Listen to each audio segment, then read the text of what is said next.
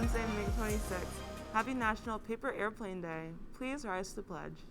I pledge allegiance to the flag of the United States of America, to the republic for which it stands, one nation, under God, indivisible, with liberty and justice for all.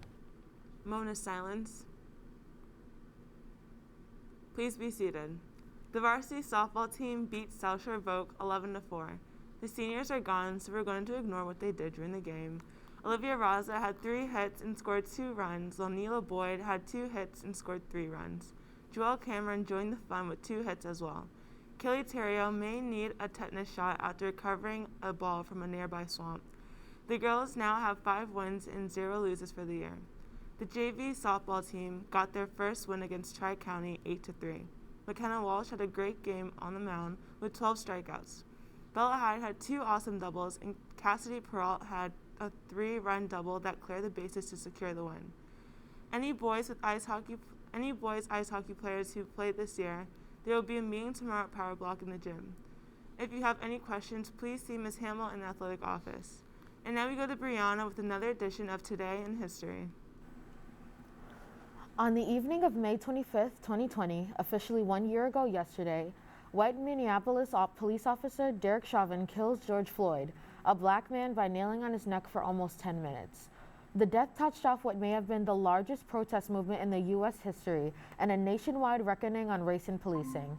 The 46-year-old Floyd, a Houston native and father of 5, had purchased cigarettes at a Minneapolis convenience store. After a clerk suspected that Floyd had used a counterfeit $20 bill in the transaction, the store manager called the police. When the officers arrived, they pulled a gun on Floyd, who initially cooperated as he was arrested. However, Floyd resisted being placed in a police car, saying he was claustrophobic. Officers eventually pulled him from the car, and Chauvin pinned him down to the ground for 9 minutes and 29 seconds. Floyd was unresponsive when an ambulance came and was pronounced dead at a local hospital. A video of the incident was posted on Facebook, which stirred up protests that began almost immediately in Minneapolis and quickly spread across the nation. More than 2,000 cities and towns in all 50 states saw some form of demonstration in the weeks after the incident, as well as major cities across the globe. Demonstrators chanting "Black Lives Matter" and "I Can't Breathe" took the streets from coast to coast, and police departments around the country responded at times with riot control tactics. Floyd's murder came after the protests over the killings of Ahmaud Arbery in Atlanta in February and Breonna Taylor in Louisville in March. By early June, protests were so widespread, over 200 American cities had imposed curfews, and half of the United States has activated the National Guard. Marches continued and spread throughout June. Chauvin was arrested on May 29, 2020, and charged with second-degree and third-degree murder, as well as second-degree manslaughter. On April 20th, 2021, after a trial which was broadcasted live online and on TV due to the pandemic, a jury found Chauvin guilty of all charges. Thanks, Brianna. Now into shout-outs. Huge shout out to Mr. Walsh.